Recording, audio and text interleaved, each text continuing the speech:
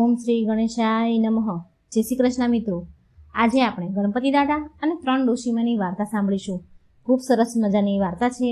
આ ગણપતિજીના તહેવારમાં ગણપતિજીની દાદાની વાર્તાઓ જરૂર સાંભળજો મિત્રો. એક સમયની વાત છે. એક ગામમાં સરલા નામના એક ડોશીમા રહેતા હતા. તે ડોશીમા ભગવાન ગણેશની બહુ પૂજાપાઠ કરતા હતા, બહુ ભક્તિ કરતા હતા. સરલા ડોશીમાને 2 દીકરા હતા. બંને દીકરા એના ઘરે બારે સુખી હતા. દીકરા બહુ સુખ શાંતિથી રહેતા હતા, પોતપોતાના ઘરે ખુશ હતા. સરલા ડોશીમાની બસ એક જ ઈચ્છા હતી કે તેમના મૃત્યુ પહેલાં તેમને ભગવાન ગણેશના દર્શન થાય. તે આ ભાવથી, ભક્તિભાવથી રોજ ગણપતિજીને પ્રાર્થના કરતા, પૂજાપાઠ કરતા, મંદિરે દર્શન કરવા જતા. એકવાર ડોશીમા મંદિરમાં ભગવાન ગણેશના દર્શન કરી રહ્યા હતા અને તે સમયે ત્યાંથી એક સાધુ બાબા ત્યાંથી નીકળી રહ્યા હતા. તે સાધુ મહારાજે આ ડોશીમાની પ્રાર્થના કરતા જોયા. એમની પ્રાર્થના સાંભળી. તે સરલા ડોશીમા ભગવાનને કહી રહ્યા હતા, પ્રાર્થના કરી રહ્યા હતા કે ગણેશજી, હે પ્રભુ, મારા ઉપર કૃપા કરો. મારા મૃત્યુ પહેલાં, મારા મરતા પહેલાં હું તમારા દર્શન કરવા માંગુ છું. બસ ભગવાન, મારી આ છેલ્લી ઈચ્છા છે, પૂરી જરૂર કરો, પૂરી કરી દો. આમ પ્રાર્થના કરી રહ્યા હતા અને પેલા સાધુ મહારાજે આ સાંભળ્યું. એટલે તે સાધુ મહારાજ ડોશીમાને કહેવા લાગ્યા કે માં, જો તમારે મોક્ષની પ્રાપ્તિ કરવી છે અને પ્રભુ ગણેશના દર્શન કરવા છે, તમે દર્શન કરવા માંગો છો, તો તમારે તીર્થયાત્રા કરવી જોઈએ. ભગવાન ગણેશના બધા જ મંદિરોમાં જઈને દર્શન કરવા જોઈએ. પ્રભુને પામવા માટે પ્રભુને સમર્પિત થવું જ પડે છે, ત્યારે પ્રભુ મળે છે. આ સાંભળી ડોશીમા બોલ્યા, જો આવું હોય ને તો હું ગણપતિજીના બધા જ મંદિરોમાં જઈને દર્શન કરીશ. દર્શન કરવા માટે હું જરૂર જઈશ, જો મને ભગવાન દર્શન આપે તો. પછી સરલા ડોશીમાએ તેમના છોકરાને તેમને યાત્રામાં જવું છે એવી ઈચ્છા જગાવી, એવું કહ્યું. એટલે તેમના છોકરાઓએ રાજી ખુશીથી તેમને માતાને, તે સરલા ડોશીમાને યાત્રામાં જવાની તેણે બધી જ વ્યવસ્થા કરી આપી. બધું જ સરસ મજાની વ્યવસ્થા કરી. અને એમના છોકરાઓ એમની માને કહે છે કે લો માં, આ તમારી તીર્થયાત્રાની ટિકિટ છે. તમે શાંતિથી, રાજી ખુશીથી તીર્થયાત્રામાં જાઓ અને પ્રભુના દર્શન કરો. સરલા ડોશીમાનો બીજો દીકરો બોલ્યો, માં, તમે એકલા યાત્રામાં કેવી રીતે જશો? કેવી રીતે કરશો? શું અમે કોઈ તમારી સાથે આવીએ માં? સરલા ડોશીમા બોલ્યા, ના ના ના, મારા વાલા દીકરાઓ, તમે અહીં રહી તમારા પરિવાર અને બાળકોને સંભાળો, તમારી ઘર ગૃહસ્થીને સંભાળો. હું શાંતિથી યાત્રા કરી આવીશ. તેમની વહુ બોલી, માજી, અમને તમારી બહુ યાદ આવશે. તમે જલ્દી આવજો અને અમે તમારી વાટ જોઈશું. પછી સરલા ડોશીમા તેમના દીકરાઓને ગળે મળીને ખુશ થયા, ખૂબ વાલ કર્યો, જેમ કે જ્યારે ફરી ક્યારે પાછા આવવાના જ નથી. તેમ એ બધાને ગળે મળ્યા. ઘરના બધા સભ્યોને હળી મળીને એ ગયા. પછી યાત્રામાં જવા નીકળી ગયા. સરલા ડોશીમા દેશના પ્રસિદ્ધ ગણપતિ દાદાના મંદિરમાં જઈને દર્શન કરતા અને ગણેશ ભગવાનના જાપ કરતા, એના નામના જાપ કરતા. ઓમ શ્રી ગણેશાય નમઃ, ઓમ શ્રી ગણેશાય નમઃ. આમ મંદિરે જઈને ભગવાનના જાપ કરતા, દર્શન કરતા. આમ શહેરોના મંદિરના દર્શનો માટે જાય છે. એકવાર સરલા ડોશીમા બીજા કોઈ મંદિરના દર્શન કરવા માટે નીકળે છે, જાય છે, ત્યારે બહુ વરસાદ આવે છે. એ મંદિરે પહોંચી જ ગયા હોય છે. એ સમયે બહુ તેજ વરસાદ પડે છે. એટલે જે ત્યાંનું મંદિર હોય, ત્યાંની જે ધર્મશાળા હોય, ત્યાં જાય છે, તેમાં રહી જાય છે. ધર્મશાળામાં રહે છે. ત્યાં ધર્મશાળામાં તેની મુલાકાત બીજી 2 ડોશીમા સાથે થાય છે, જે તેના જેટલી જ ઉંમરની હોય છે. ધર્મશાળામાં આ 3 ડોશીમા બેઠા વાતો કરતા હોય છે. એમાં પેલી 2 ડોશીઓ વાતો કરે છે. તેમાંથી એક કહે છે કે આ વરસાદ તો બંધ થવાનું નામ જ નથી લેતો. વરસાદ બંધ થઈ જાય તો કાલ સવારે ગણપતિજીના દર્શન સારી રીતે થઈ જાય, પણ આ વરસાદ તો ઊભો જ નથી રહેતો. કેટલો જોરમાં આવે છે, ઊભો રહેવાનું નામ જ ક્યાં લે છે. વાતાવરણ પણ બહુ ઠંડુ થઈ ગયું છે, બહુ ઠંડી લાગી રહી છે. લાય ધાબળો કાઢીને ઓઢી લઉં. એટલે બીજા ડોશીમા પણ બોલ્યા, જે એની જોડે હતા, કે હું પણ નવી શાલ કાઢી લઉં.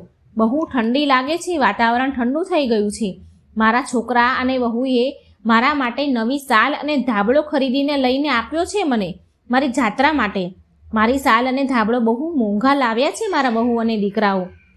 સરલા ડોશીમાં આ બંને ડોશીમાની વાતો સાંભળે છે. તે બંને ડોશીમાં તેના ઘર પરિવારની વાતો કરી રહ્યા હતા અને સરલા ડોશીમાં ભગવાન ગણેશના નામનો પાઠ કરી રહ્યા હતા. આ તરફ કૈલાસ પર ભગવાન ગણેશ તેમની દિવ્ય દ્રષ્ટિથી આ બધું જ જોઈ રહ્યા હતા. ભગવાન ગણેશને વિચાર આવ્યો કે હું આ ત્રણેય ડોશીમાની પરીક્ષા લઉં. આમ વિચાર કરી ભગવાન ગણેશ એક ભિખારીનું રૂપ લઈને ધરતી પર આવ્યા. બહુ તેજ જોરદાર વરસાદ આવી રહ્યો હતો એટલે ભારે વરસાદમાં ભગવાન ગણેશ ભિખારી બનીને ત્યાં ધર્મશાળામાં આવ્યા જ્યાં આ ત્રણેય ડોશીમાં રોકાયા હતા અને વરસાદમાં પલળતા પલળતા બૂમ પાડીને કહી રહ્યા છે કે આ વરસાદમાં મારા પૂરા કપડાં ભીના થઈ ગયા છે. માં, મને બહુ ઠંડી લાગી રહી છે, મને કંઈ ઓઢવાનું આપો ને, હું બહુ ધ્રુજી રહ્યો છું, મારા કપડાં ભીના થઈ ગયા છે, હું ઠરી રહ્યો છું, મને કંઈ ઓઢવાનું આપો ને, મને કોઈ તમારી શાલ કે ધાબળો હોય તો આપો ને. આ ભિખારીનો અવાજ અંદર બેઠેલા આ ત્રણ ડોશીઓ સાંભળે છે. સૂતા સૂતા આડા પડતા પડતા આ બધું એને અવાજ સંભળાઈ રહ્યો છે ભિખારીનો. અને એમાં પહેલી એક ડોશી વિચાર કરે છે કે આ ભિખારી ક્યાંક મારો ધાબળો ના માંગી લે. એમ કરી આ મારો ધાબળો માંગી લેશે તો હું શું કરીશ? સૂતા સૂતા સાંભળે છે પણ મનમાં આમ વિચાર કરીને કે એવું વિચારે કે ક્યાંક માંગી લેશે તો હું ઘાટી ઊંઘમાં સૂતી હોય એવું નાટક કરું એટલે મારો ધાબળો, મારી શાલ બચી જાય. બીજી ડોશી પણ આવી રીતે આડા પડ્યા આવું વિચાર કરે છે સૂતા સૂતા કે મારી શાલ અને ધાબળો તો બિલકુલ નવા છે. જો મારી શાલ કે આ ધાબળો ભિખારીએ માંગી લીધો તો હું શું ઓઢીશ, હું શું કરીશ? એમ પર મારી વહુ અને મારા દીકરાએ આ શાલ અને ધાબળો મને નવા લઈ આપ્યા છે. હજી તો મારે આ શાલ અને ધાબળો કેટલાય વર્ષો વાપરવાના છે. ના ના ના ના, મારો આ શાલ અને ધાબળો તો હું નહીં જ આપું. હું પણ સૂવાનું નાટક કરું, નહીં તો મારી નવી શાલ મારા હાથમાંથી ચાલી જશે. આમ વિચાર કરી એ પણ સૂવાનું, એ ડોશીમાં પણ સૂવાનું નાટક કરે છે. પણ સરલા ડોશીમાં તો બહુ દયાળુ હતા, ખૂબ સારા સ્વભાવના હતા. તે બહાર આવ્યા અને આવીને જોયું કે ભિખારી ઠંડીથી ધ્રુજી રહ્યો છે, વરસાદમાં પૂરો પલળી ગયો છે અને થર થર કરીને ધ્રુજે છે. એટલે તેણે સરલા ડોશીમાએ ભિખારીને કહ્યું કે બેટા, ચિંતા ના કર, મારી પાસે સ્વેટર અને શાલ બંને છે, હું સ્વેટર પહેરી લઈશ, તું મારો આ ધાબળો લઈ જા. એમ પણ મારી જાત્રાનો અહીં છેલ્લો દિવસ છે આજે, કાલનું કાલે જોયું જશે. હવે જેવો જ સરલા ડોશીમાં તે ધાબળો ભિખારીને આપે છે તો જેવો જ આપે છે એવા જ ભિખારીમાં ભગવાન ગણેશ રૂપમાં આવી જાય છે, ગણેશ રૂપમાં પ્રગટ થયા. સરલા ડોશીમાં તો ભગવાનના દર્શન કરીને ગદગદ થઈ ગયા, આંખોમાં આંસુ આવી ગયા અને બોલી ઉઠ્યા, પ્રભુ તમે મને દર્શન આપ્યા, હું તો તમારા દર્શન કરીને ધન્ય થઈ ગયો. ગણપતિજી બોલ્યા, માં, હું તમારી ભક્તિથી બહુ પ્રસન્ન છું, તમે મારી પરીક્ષામાં સફળ થયા છો માં, માંગો માં, તમારે શું જોઈએ છે? સરલા ડોશીમાં બોલ્યા, પ્રભુ, બસ મારી એક જ ઈચ્છા હતી, તમારા દર્શન કરવાની, જે તમે મને દર્શન આપીને પૂરી કરી દીધી. હવે મારી કોઈ ઈચ્છા નથી, પ્રભુ મને તમારા ચરણોમાં સ્થાન આપો. આમ કહીને સરલા ડોશીમાં ભગવાન ગણેશના પગે લાગવા માટે આવે છે. જેવા જ ભગવાનને ગણપતિ દાદાને પગે લાગે છે તેવા જ તેના પ્રાણ ઉડી જાય છે. તેમને લેવા માટે સ્વર્ગમાંથી વિમાન આવ્યું અને તે વિમાનમાં ગણપતિજી અને ડોશીમાં બેઠા અને સ્વર્ગલોક ચાલ્યા ગયા. બીજા દિવસે સવારે ડોશીમાં પડ્યા હતા, જ્યાં એનું શબ પડ્યું હતું, તે ડોશીમાં પાસે પેલા બે ડોશીમાં આવે છે જે અંદર હતા. તે આ ડોશીમાને જગાડવાની ખૂબ કોશિશ કરે છે, પણ ડોશીમાં તો ભગવાન ગણપતિજીમાં વિલીન થઈ ગયા હતા. માત્ર તેનું નશ્વર શરીર જ ધરતી પર રહ્યું હતું. ડોશીમાની આત્માને તો મોક્ષ મળી ગયો હતો. આસપાસના લોકોએ પણ આ ડોશીમાને જોયા અને બોલ્યા, આ માજી તો ભગવાનના ઘરે ચાલ્યા ગયા છે, પછી પેલી બે ડોશીઓ મંદિરના દર્શન કરીને પોતપોતાને ઘરે ગઈ અને સરલા ડોશીમાના વહુ અને દીકરાએ તેની માતાના અંતિમ સંસ્કાર કર્યા. તેમના દીકરાઓ જાણતા હતા કે તેમની માતાની આત્માને ભગવાન ગણેશે મોક્ષ પ્રદાન કરી દીધો છે. તો મિત્રો, આ હતી સરસ મજાની ગણપતિજી અને ડોશીમાની વાર્તા. જો મારી વાર્તા સારી લાગે તો મારી ચેનલને લાઇક, સબસ્ક્રાઈબ અને શેર જરૂર કરજો. કોમેન્ટ બોક્સમાં ગણપતિજીનું નામ જરૂર લખજો. ગણપતિ દાદાની ખીરની આ વાર્તા છે. જ્યારે ગણેશજી બાળક બનીને પહોંચી ગયા એક ડોશીમાના ઘરે, પછી શું થયું તો ચાલો સાંભળીએ. મિત્રો, એકવાર ગણપતિજી બેઠા બેઠા આરામ કરી રહ્યા હતા તો તેમને વિચાર આવ્યો કે બાળક બનીને પૃથ્વી પર ભ્રમણ કરવા જાઓ અને મારા ભક્તોની પરીક્ષા લઉં આજે તો, એમ વિચાર કરે છે. આમ વિચાર કરી ગણપતિ દાદાએ એક નાના બાળકનું રૂપ લીધું અને ધરતી પર આવ્યા.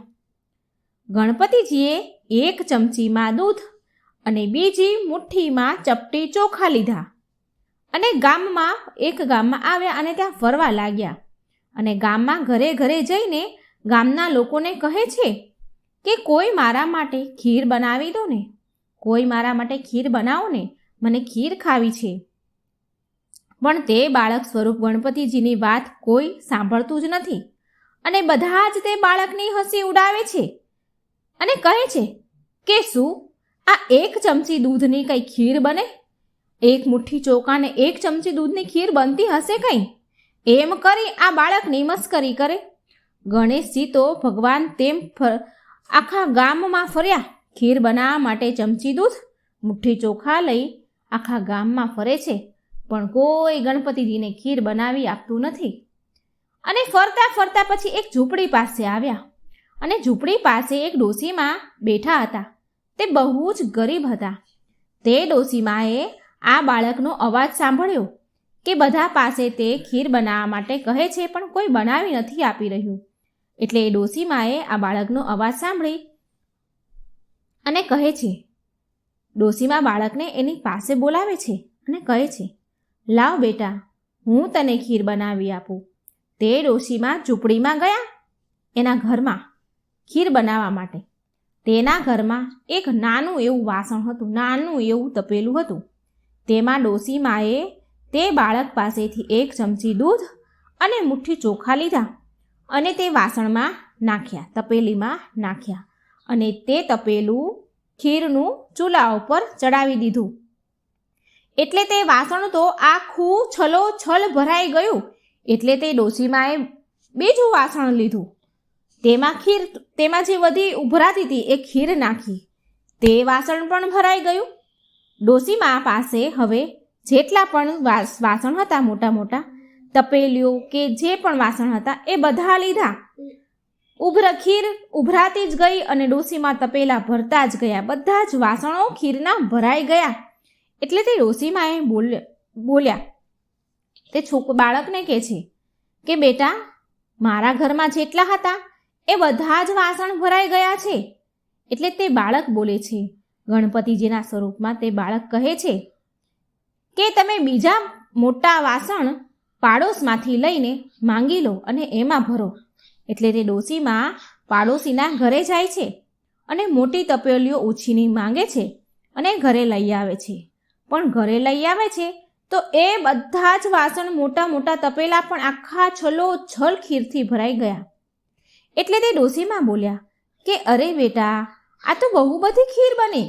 આટલી બધી ખીરનું શું કરીશું આપણે તો તું તો નાનો બાળક છો, આટલી બધી ખીરનું શું કરીશ?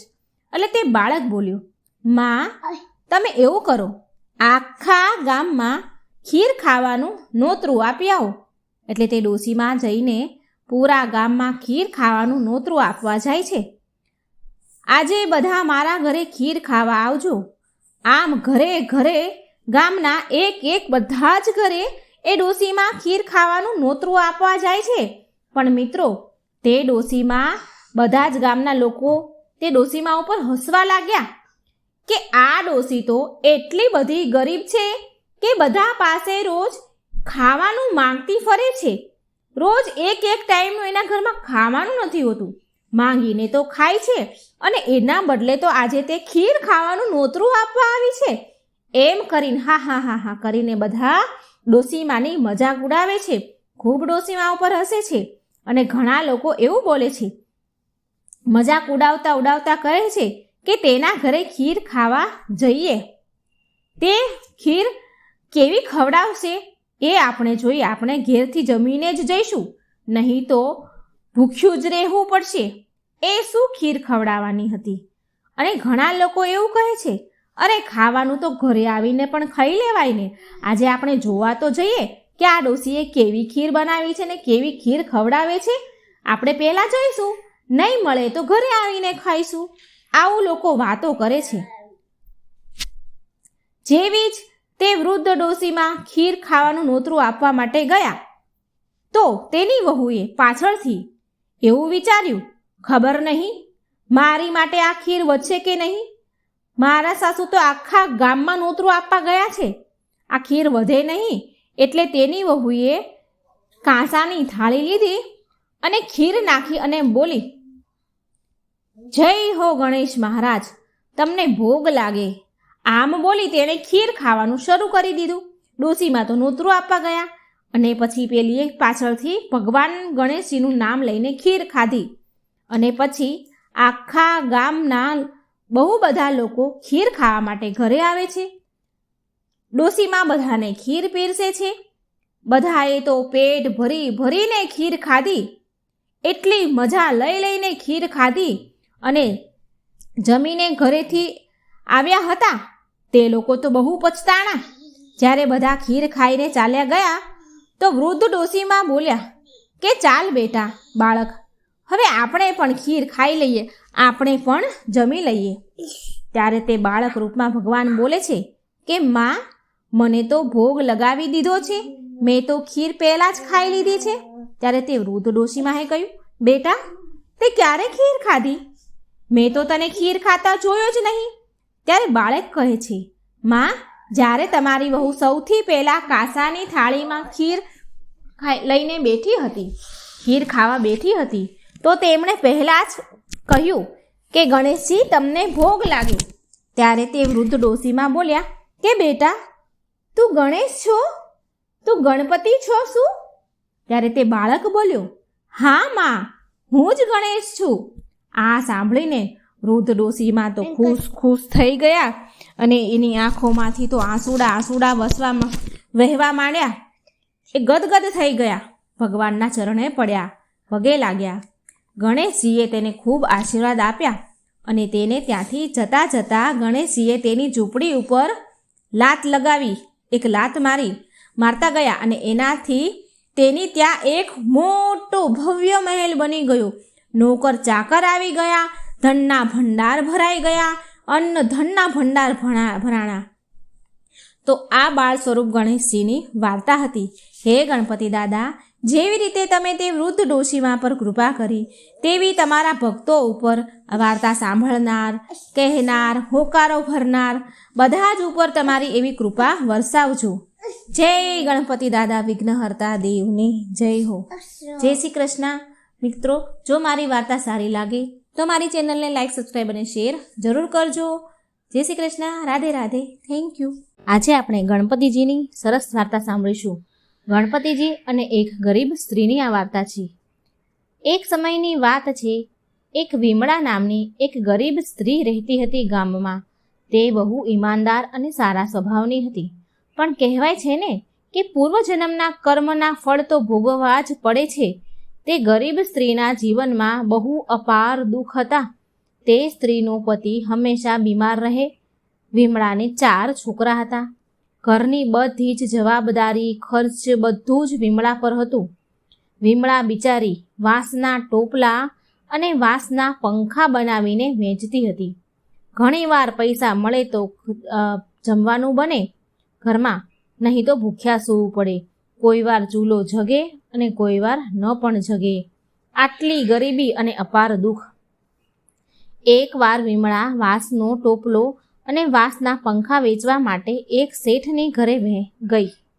ત્યાં વિમળાએ ત્યાં એવી વાત સાંભળી કોઈના મોઢે કે ગણપતિ બાપાની પૂજા કરવાથી બધા જ દુઃખો દૂર થાય છે. ભલે મનુષ્યના પાછલા જન્મના કર્મ ગમે તેટલા ખરાબ હોય, ગમે તેવા હોય, પણ ગણેશજીની જો પૂજા કરવામાં આવે તો મનુષ્ય ધનવાન બની જાય છે. તેના બધા જ કષ્ટો વિઘ્નહર્તા દેવ ગણપતિ દાદા હરી લે છે અને ધન સંપત્તિ આપે છે.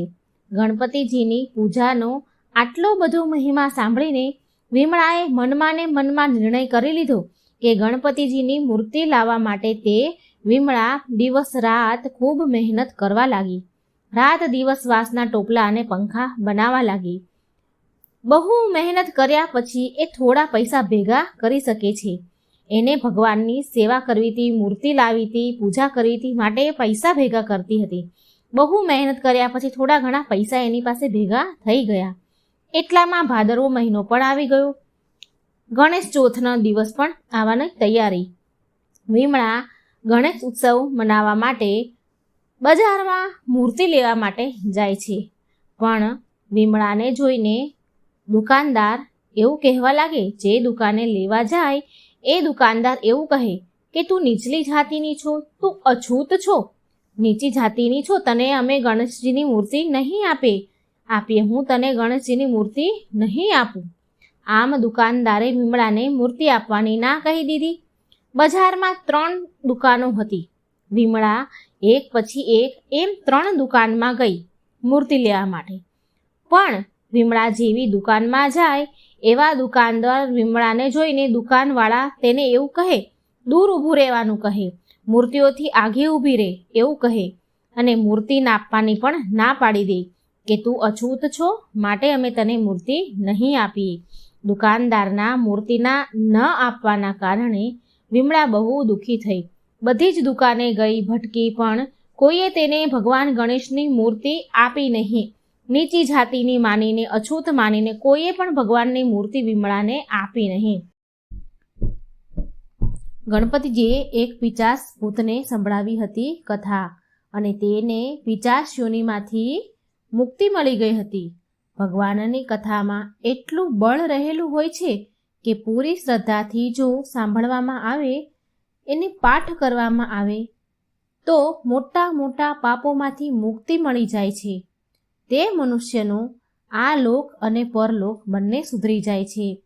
શ્રી ગણેશ ભગવાનની કથા વાર્તા જે કોઈ સાંભળે છે તેની સર્વ મનોકામના પૂરી થાય છે. ભગવાન ગણેશ અને તેના જીવનમાં સુખ, સમૃદ્ધિ અને શાંતિ હંમેશા માટે રાખે છે. ભગવાન ગણેશ હંમેશા એના પર કૃપા વરસાવે છે. તો ચાલો સાંભળીએ કોણ હતું એ પિચાસ અને ગણપતિજીએ કોની કથા સંભળાવી હતી, જેનાથી પિચાસ યોનિમાંથી તે પિચાસને મુક્તિ મળી ગઈ હતી. તો બધા જ ભક્તોની આ મનોકામના પૂરી કરવાવાળી કથા પૂરા મનથી, હૃદયથી પૂરી આ વાર્તા સાંભળજો મિત્રો. એકવાર કૈલાસ પર્વત પર ભગવાન શંકર અને માતા પાર્વતી એકાંતમાં ભગવાન શંકર માં પાર્વતીને એક કથા સંભળાવી રહ્યા હતા અને તેમણે નંદી મહારાજને આદેશ આપ્યો હતો કે તેની કથા જે સંભળાવે છે તો તે સંભળાવતી વખતે કોઈ પણ આ કથાને સાંભળે નહીં. અને આ માટે ભગવાન શિવે, શંકર ભગવાને તેમના મુખ્ય દ્વારપાળ, જેનું નામ હતું પુષ્પદંત, તેને સુરક્ષા માટે ઊભા રાખી દીધા કે દ્વાર પર ઊભા રહીને ત્યાં પહેરેદારી કરે, કોઈ આ કથા સાંભળે નહીં અને કોઈ અંદર આવે નહીં. પણ પુષ્પદંત નામનો જે દ્વારપાળ હતો, પુષ્પદંત નામનો દ્વારપાળ માતા પાર્વતી અને શંકર ભગવાનની કથાને ચોરી છુપીથી સાંભળી લીધી હતી અને આ વાતનો આભાસ ભગવાન ભોળાનાથને થઈ ગયો અને પછી ભોળાનાથ તેના દ્વારપાળ પુષ્પદંત પર બહુ ગુસ્સે થયા, બહુ ક્રોધે ભરાયા અને ક્રોધમાં આવીને ભોળાનાથે મુખ્ય દ્વારપાળ પુષ્પદંતને પિચાસ થવાનો શ્રાપ આપી દીધો. ભોળાનાથે કહ્યું કે હે પુષ્પદંત, તે ચોરી છુપેથી એક પિચાસની જેમ અમારી વાતો સાંભળી છે, અમારી કથા સાંભળી છે, જેને કારણે તું પિચાશયોનીમાં જા. તે એક પાપ કર્યું છે. કોઈ પણ ના સાંભળી શકે એવી કથા, એ વાતો તે સાંભળી છે. તે પાપ કર્યું છે. માટે હું તને શ્રાપ આપું છું કે તું પિચાસ બનીને પિચાસની જેમ ભટકતો રહીશ. ક્યાંય પણ તું એકચિત એકાગ્ર નહીં રહે. ભગવાન શિવના આટલું જ કહેતા પુષ્પદંત પિચાસ બનીને પૃથ્વીલોક પર આવી જાય છે અને પૃથ્વી પર વિચરણ કરવા લાગે છે. પૃથ્વી પર પિચાસ બનીને મનુષ્યોને હેરાન કરવા લાગે છે, લોકોને ડરાવવા લાગે છે. પિચાસથી તો કોણ ન ડરે? બધા જ ડરે. પુષ્પદંતની પત્ની જયા એનું નામ હતું.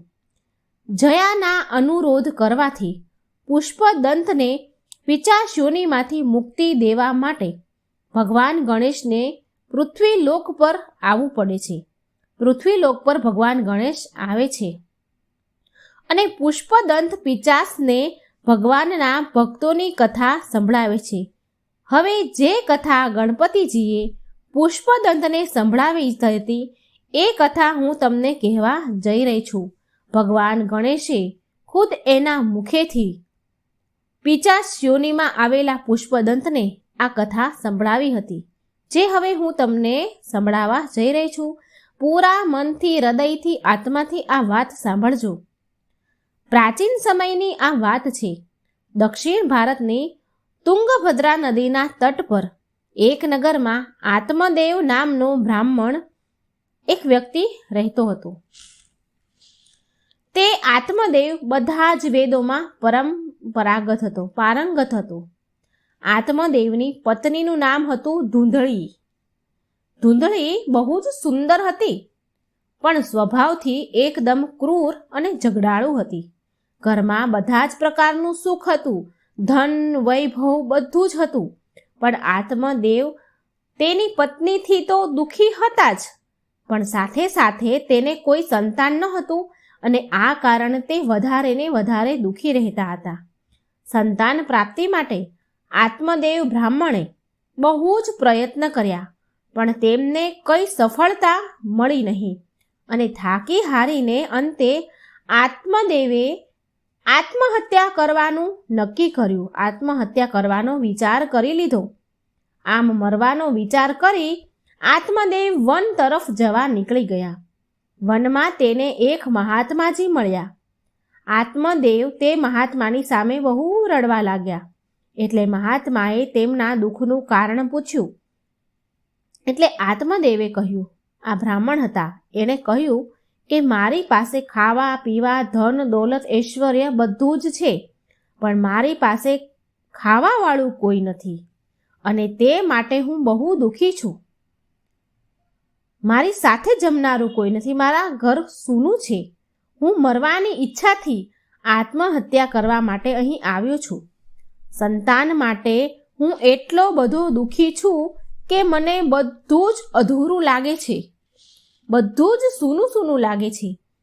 હે ઋષિવર, આટલું કહીને પણ હું આટલું જ નહીં, પણ હું જે ગાયને પાળું છું મારા ઘરે, તે પણ વાંજણી છે, તે પણ વાંજણી થઈ જાય છે. જે ઝાડ ઉગાડું છું, જે ફૂલ છોડ ઉગાડું છું, તે પણ સુકાઈ જાય છે. જે ઝાડ ઉગાડું તેમાં પણ ફળ નથી આવતા. હું બહુ અભાગ્યો છું. આમ આટલું કહીને આત્મદેવ ધ્રુસકે ખૂબ રડવા લાગ્યા. મહાત્માજી બોલ્યા કે તારે કોઈ સંતાન નથી, આ તો તારા ઉપર ઈશ્વરની બહુ મોટી કૃપા છે. જેને કોઈ સંતાન નથી હોતું ને, તો તે વ્યક્તિ બધા જ ઋણોથી મુક્ત છે. એટલા માટે હે બ્રાહ્મણ, તું લાલસામાં ન આવ. લાલસાથી પુત્ર મોહ ત્યાગી દે, કારણ કે પુત્રની કામનાથી સંસારનો મોહ થશે અને તું પરમાત્માથી દૂર થઈ જઈશ. જે પ્રતિકૂળમાં પણ જે પરમાત્માની કૃપાનો અનુભવ કરે છે તે જ સાચો વૈષ્ણવ ભક્ત છે. તું પુત્રની લાલસા ન કર અને જે પરમાત્માને ભજે છે તે જ સાચો વૈષ્ણવ ભક્ત છે. ગમે તેવી પરિસ્થિતિમાં પરમાત્માનો અનુભવ કરે છે તે જ વૈષ્ણવ ભક્ત છે અને તેને જ સદગતિ મળે છે. આ સાંભળી આત્મદેવ બોલ્યા, હે મહાત્મા, તમારા ઉપદેશથી મારી મુક્તિ નહીં થાય. મુક્તિ માટે તો મને પુત્ર જ જોઈએ. મહાત્મા હસવા લાગ્યા અને બોલ્યા કે હે બ્રાહ્મણ, શાસ્ત્રોમાં એવું લખ્યું છે કે પુત્રથી મુક્તિ નથી મળતી.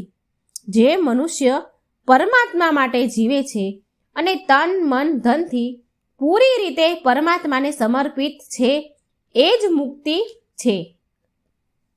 આ સાંભળી આત્મદેવ બ્રાહ્મણ દુઃખી થઈને બોલ્યા કે મારા મર્યા પછી મારું પિંડદાન અને શ્રાદ્ધ કોણ કરશે?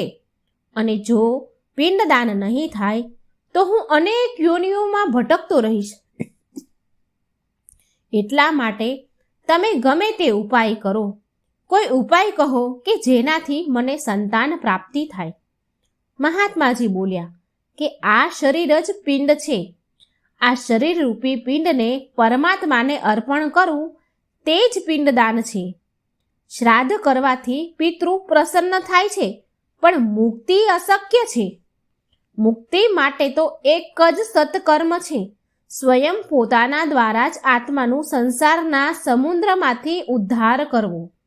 મહાત્માના બહુ જ સમજાવ્યા પછી પણ આત્મદેવ માન્યા નહીં, સમજ્યા નહીં અને બોલ્યા કે મહાત્માજી, તમે મને પુત્ર આપી દો, નહીં તો હું તમારી સામે જ મારા પ્રાણ ત્યાગી દઈશ અને એનો દોષ તમને જ લાગશે.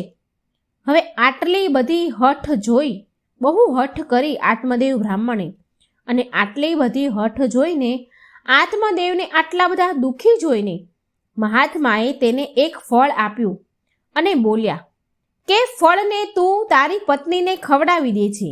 આ જે ફળ મેં આપ્યું છે એ દિવ્ય ફળ છે. આ ફળ તારી પત્નીને ખવડાવી દે છે તો તેને એક પુત્ર થશે. પણ તારી સ્ત્રીને, તારી પત્નીને 1 વર્ષ સુધી સાત્વિક જીવન જીવવું પડશે.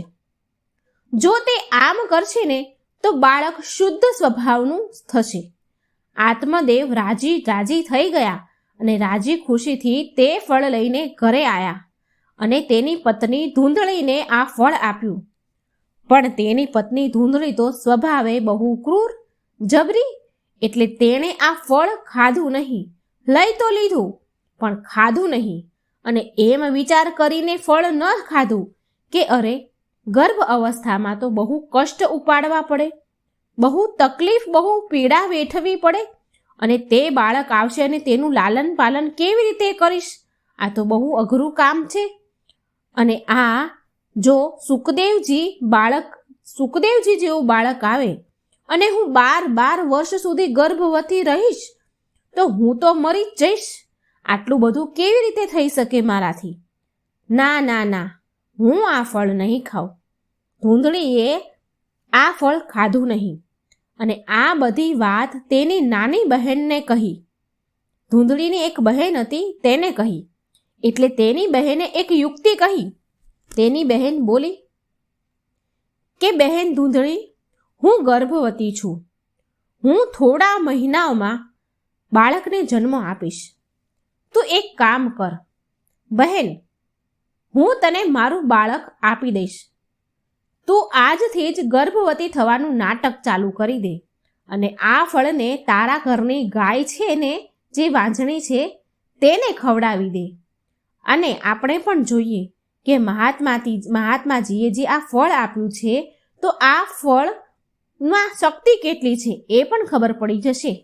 આમ ધૂંધળીએ અને તેની બહેને ષડયંત્ર રચ્યું અને ધૂંધળીએ ફળ તેના ઘરે જે ગાય હતી, જેને વાછડા થતા નહોતા, જે ગાયને તે પાળતી હતી, તેને આ ફળ મહાત્માનું જે આપ્યું હતું એ ખવડાવી દીધું.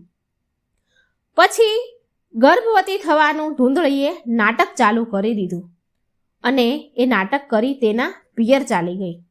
અને આમ થોડો સમય વીત્યો એટલે ધૂંધળીની બહેનને એક પુત્ર થાય છે અને એ પુત્ર એની બહેને ધૂંધળીને આપી દીધો અને એ પુત્ર લઈને ધૂંધળી પાછી તેના સાસરે આવી જાય છે. અને તેના પતિને કહ્યું કે મારે એક પુત્ર થયો છે.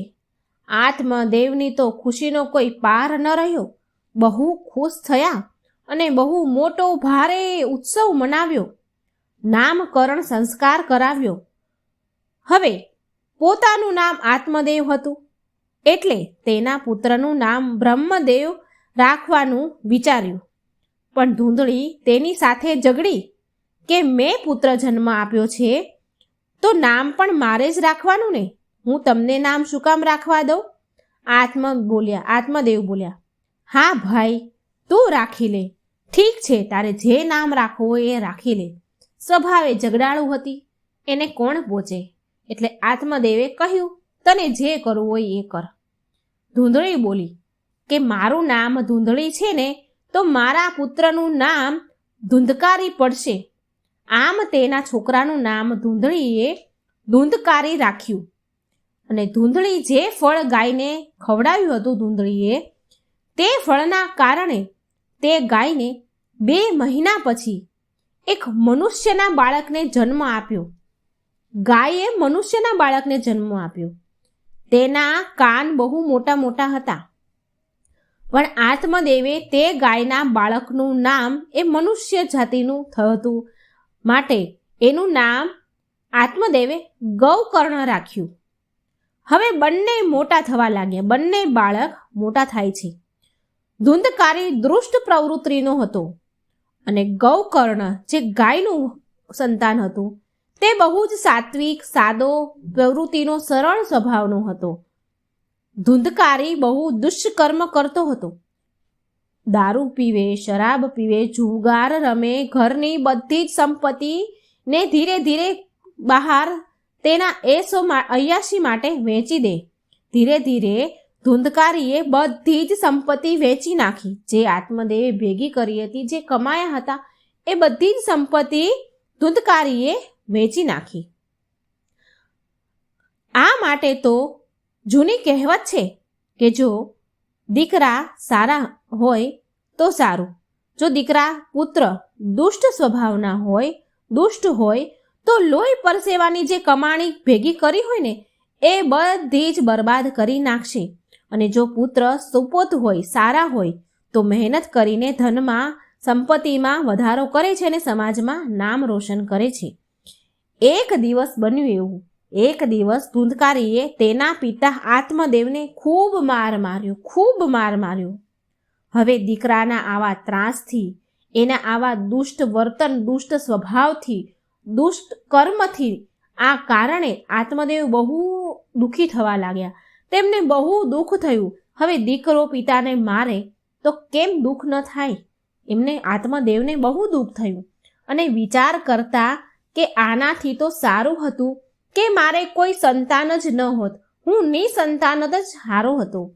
પુત્રના કારણે દુઃખી થયેલા જોઈને ગૌકર્ણ કહે છે, પિતાજી, આ સંસાર દુઃખરૂપી છે તથા મોહ માયામાં બાંધે છે. આ સંસાર બધાને, આપણને સંસારમાં માત્ર ભગવાનમાં મન પરોવીને જ સુખી થઈ શકાય છે. માટે પુત્ર મોહનો ત્યાગ કરીને ભગવદ્ ગીતાનો પાઠ કરો, ત્યારે જ મનુષ્યનો જન્મ સફળ થશે. હે પિતાજી, તમે હવે ધૂંધકારીના દુષ્કર્મ પણ ધ્યાન ન આપો અને વનમાં જઈને પ્રભુની આરાધના કરો. ગૌકર્ણની વાત સાંભળીને, સમજીને, પુત્રનો મોહ ત્યાગીને આત્મદેવ ગંગા કિનારે આવ્યા. ભગવદ્ પુરાણના 10મા સ્કંદનો રોજ પાઠ કરતા હતા અને આ કારણથી તેમણે જીવનમાં શ્રી કૃષ્ણ ભગવાનની પ્રાપ્તિ થઈ અને આત્મદેવ ભગવાનમાં વિલીન થઈ ગયા. આત્મદેવના પ્રભુના ધામમાં ગયા પછી, આત્મદેવના ચાલ્યા ગયા પછી એક દિવસ ધૂંધળીએ પણ તેના પુત્રના વર્તન, વ્યવહાર, દુષ્કર્મથી, તેના ત્રાસથી દુઃખી થઈને કૂવામાં પડીને આત્મહત્યા કરી લીધી અને તે ધૂંધળી પણ મરી ગઈ. હવે બીજી તરફ જે ગૌકર્ણ હતો, જે એનો ભાઈ હતો, તે તીર્થયાત્રા પર નીકળી ગયો. હવે ધૂંધકારી રહ્યો ઘરમાં એકલો. હવે તે પૂરી રીતે આઝાદ થઈ ગયો. છૂટછાટ મળવાના કારણે હવે ધુંધકારીએ 5 વેશ્યાઓને ઘરમાં લઈને મૂકી દીધી. ઘરમાં લઈ આવ્યો. ધુંધકારીએ વેશ્યાઓની માંગને પૂરી કરવા માટે ચોરી કરતો, દારૂ પીતો, જુગાર રમતો, ખરાબ કામોમાં એ લતે લાગી ગયો. વેશ્યાઓની માંગ ઈચ્છા પૂરી કરવા માટે એક દિવસ ધુંધકારીએ રાજાના મહેલમાં ચોરી કરી. વેશ્યાઓએ વિચાર કર્યો કે આ ધુંધકારી ચોરી કરે છે અને એ પણ રાજાના મહેલમાં પણ ચોરી કરી લાવે છે. જો આ જીવતો રહેશે ને તો આપણે બધાને જ પકડાવી દેશે. આપણે બધા જ પકડાઈ જઈશું. આના કરતાં તો સારું છે આપણે આને મારી નાખીએ, એ જ સારું રહેશે. આમ 5 વેશ્યાઓએ મળીને આવો પ્લાન બનાવ્યો. આમ વિચાર કરીને રાતે બધી વેશ્યાઓએ મળી રાતે સૂતેલા ધુંધકારીને દોરડાથી કસીને બાંધી દીધો અને સળગેલા કોલસા તેના મોંમાં નાખીને તેને તડપાવીને મારી નાખ્યું અને એના શરીરને ત્યાં જ જમીન ધરતી ખોદીને ત્યાં જ દાટી દીધો, ઘરમાં જ. ધુંધકારી તેના કુકર્મના કારણે ભયંકર પ્રેત બન્યો. જે પાપ કરે છે તેને પ્રેત યોનિમાં જવું જ પડે છે, પ્રેત બનવું જ પડે છે. ગૌકર્ણને જ્યારે તેના ભાઈના મૃત્યુની વાતની ખબર પડી તો ગૌકર્ણએ ગયામાં જઈને ધુંધકારીનું શ્રાદ્ધ કર્યું. છતાં પણ ધુંધકારીને મોક્ષ ન મળ્યો, તેનો ઉદ્ધાર ન થયો. હવે ધુંધકારી પ્રેત બનીને પ્રેત થયો એટલે ગૌકર્ણને એના ભાઈને ડરાવવા લાગ્યો. ગૌકર્ણ એટલા બધા ગાયત્રી મંત્રના જાપ કરતા હતા કે ધુંધકારી તેની પાસે આવી શકતો ન હતો. એક દિવસ ગૌકર્ણની પાસે ધુંધકારી પ્રેતયોની થઈને આવ્યો તો ગૌકર્ણએ પૂછ્યું કે તું કોણ છે? ત્યારે ધુંધકારી પ્રેત બોલ્યો કે હું તારો ભાઈ છું, ધુંધકારી છું. ભાઈ, તું બહુ દયાળુ છે, મને તું આ પ્રેત યોનિમાંથી મુક્તિ અપાવ.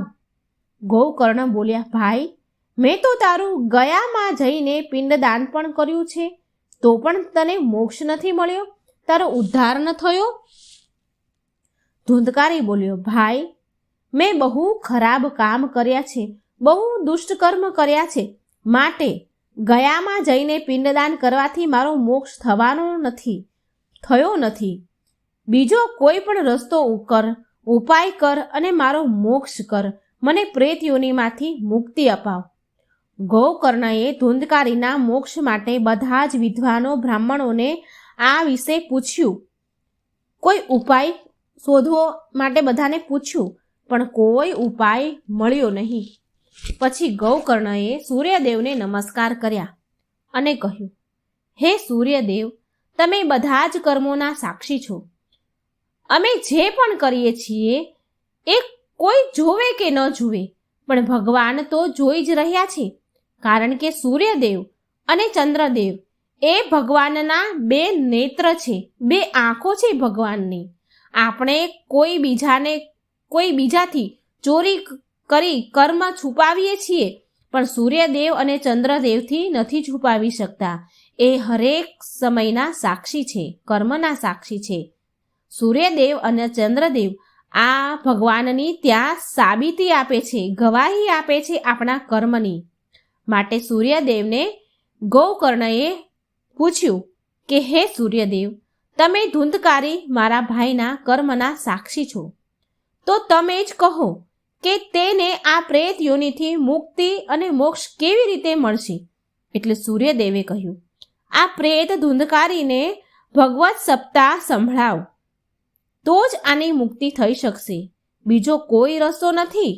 આના માટે ગૌકર્ણએ ભાગવત સપ્તાહનું આયોજન કર્યું. પ્રેત તો હવાના રૂપમાં હોય છે. સપ્તાહ આરંભ થવાની હતી એટલે ધુંધકારીએ વિચાર્યું કે હું ક્યાં બેસું? સપ્તાહમાં 7 ગાંઠવાળું વાંસ મૂક્યું હોય છે, એટલે પ્રેત ધુંધકારીએ તેમાં છુપાઈને તે બેસી ગયો. ઘણા લોકો ભાગવત સપ્તાહમાં 7 ગાંઠનો વાંસ મૂકે છે. જો એવી શંકા કે કોઈ સંદેહ હોય કે પરિવારનો કોઈ સદસ્ય પ્રેત થઈ ગયું છે તો 7 ગાંઠનો વાસ જરૂર લગાવવો જોઈએ. ભગવત કથા ચાલુ થઈ ગઈ. પહેલા દિવસની કથામાં પહેલા દિવસે ભગવત સપ્તાહના અધ્યાય પૂરો થયો એટલે વાસની 1 ગાંઠનો ભેદ પૂરો થયો. બીજા દિવસે બીજી ગાંઠનો ભેદ પૂરો થયો. આમ 7 દિવસમાં 7 ગાંઠના ભેદ પૂરો થયા. 7 દિવસની સપ્તાહ પૂરી થઈ. આમ 7 દિવસની કથા સાંભળીને ધુંધકારીએ દિવ્ય રૂપ ધારણ કર્યું અને ભગવાનના પાર્ષદ રૂપમાં પ્રગટ થયા અને તેને લેવા માટે ભગવાનનું વિમાન આવ્યું. આ પ્રકારે ભગવાન ગણેશે પુષ્પદંતને કહ્યું, હે પુષ્પદંત, આ કથાના અંતિમ ચરણમાં મહત્વપૂર્ણ વાત એ છે કે ભગવત કથા તો બહુ લોકોએ સાંભળી હોય છે, પણ માત્ર ધુંધકારીને લેવા જ ભગવાનનું વિમાન કેમ આવ્યું? તો આનો જવાબ છે, પુષ્પદંત, બધા લોકો કથા સાંભળે છે, સાંસારિક સુખોને મેળવવા માટે કથા સાંભળે છે, અને ધુંધકારીએ પ્રેતે પૂરી શ્રદ્ધા, વિશ્વાસ, પ્રેમથી આ કથા ભાગવત ધામ જવા માટે સાંભળી હતી અને એટલા માટે જ તેને લેવા માટે વિમાન આવ્યું. સંસારિક આનંદ કરતાં પણ ઉપર છે ભાગવત આનંદ. સંતોની વાતનો વિશ્વાસ કરીને આપણે પણ પ્રેમથી કથા સાંભળવી જોઈએ, જેનાથી આપણને પણ ભગવાનથી પ્રેમ થઈ જાય અને નિત્ય આનંદની પ્રાપ્તિ થાય. પ્રિય મિત્રો, ભગવાન ગણેશના મુખેથી ભગવાનના ભક્તની કથા સાંભળી પુષ્પદંત ફરી પિચાસ રૂપ યોનિમાંથી મુક્તિ તેમને મળી ગઈ, મુક્તિ મેળવી લે છે અને પહેલાંની જેમ જ પુષ્પદંત બની જાય છે અને હર્ષ ઉલ્લાસ સાથે ગણપતિજીને નમસ્કાર કરે છે અને ફરી ભગવાન ભોળાનાથની સેવામાં ચાલ્યા જાય છે. ભગવાન ભોળાનાથે પુષ્પદંતનું આદર સત્કાર કર્યો અને તેને ગળે લગાવ્યા અને જગતમાં તેનું નામ અમર થવાનો આશીર્વાદ આપ્યો. પ્રેમથી બોલો ગૌરી પુત્ર ગણેશની જય. જય ભોળાનાથ. જો મિત્રો મારી વાર્તા સારી લાગે તો મારી ચેનલને લાઈક, સબસ્ક્રાઈબ અને શેર જરૂર કરજો. કમેન્ટ બોક્સમાં ગણપતિજીનું નામ જરૂર લખજો. જય શ્રી કૃષ્ણ. રાધે રાધે. Thank you.